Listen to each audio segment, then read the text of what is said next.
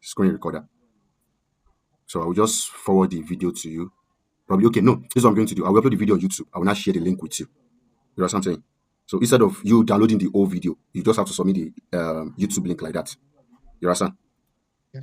All right. So can you share the screen so that you know? So you explain your own part. You don't have to explain everything. You know what I'm saying? You explain your own part. I will explain my own contribution. Are you getting me? So we just show how the thing works, and we round it up and we submit. So I was saying you should.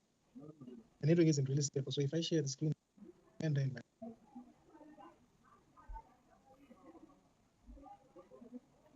I can hear you, but let me share my screen. Let me share my.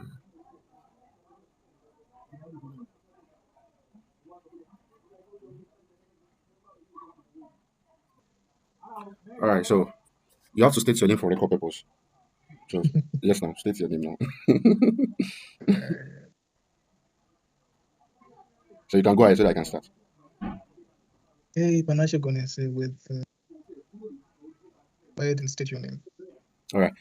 My name is Bernard Olaimi Michael from Nigeria. I am with brother Panache Gonose with this is a group uh, Wednesday 9 a.m. group project, and this is we are here to show the demonstration of our project, how it works, and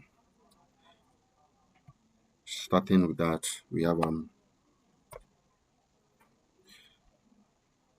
so like I said earlier, the name of the project is electronic commerce, where we have the login, the logout, where we have the user info, we have the products, we have the admin, and we have the user order or the customer order.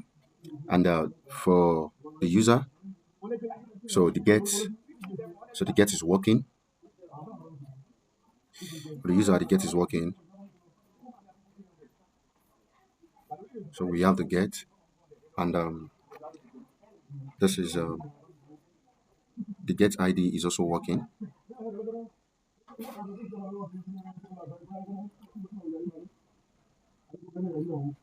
Right, that's good. So now our login is also working. Without the login, we cannot make use of the post.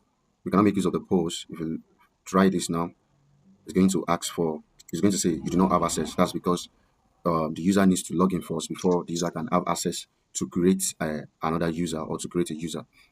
So now same goes to the product also. Some goes to the product. Some goes to the product. The user cannot.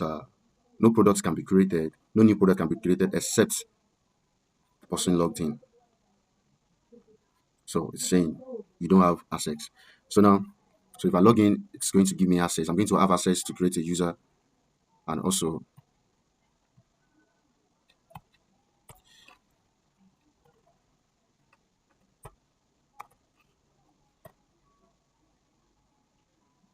all right. So logged in as none. I am logged in as none because in my GitHub display username, I didn't put anything in there.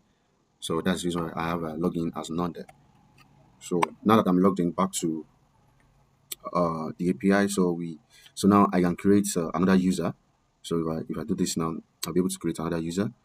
But the sweet part is everything is validated. So I can just let me try this. So if I do this, oh sorry, so I need to turn this to.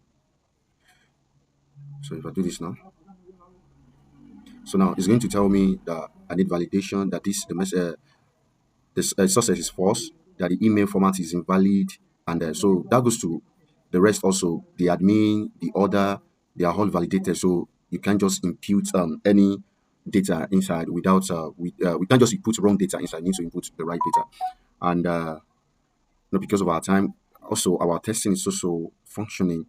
So this is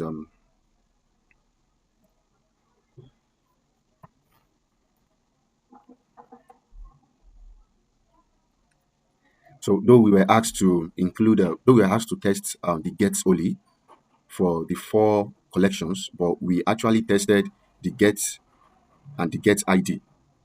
So the get we tested the get and the get ID, and we also tested if the get ID is if the ID is not valid, if the ID is not valid. So we tested that also, just as a stretch as an enhancement to to add to our project. Right. Okay.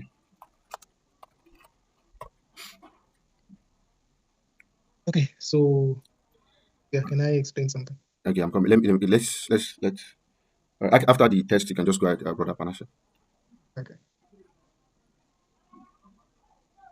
All right. Okay, that's good. So that's all from me, Bernard. So, brother Panashe, you can go ahead.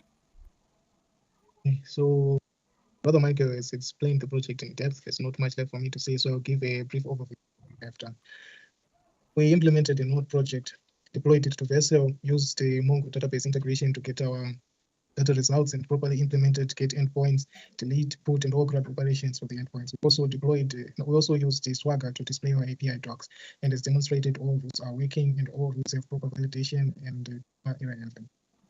One major problem we might have faced was with our tests. But yeah, I'm glad to say Brother Michael had a hand in that, and it ended up pretty. And then there's authentication. We included authentication using Passport, and yeah, that was a new thing to me, and I'm sure it was new to Brother Michael as well. But we got it in the end.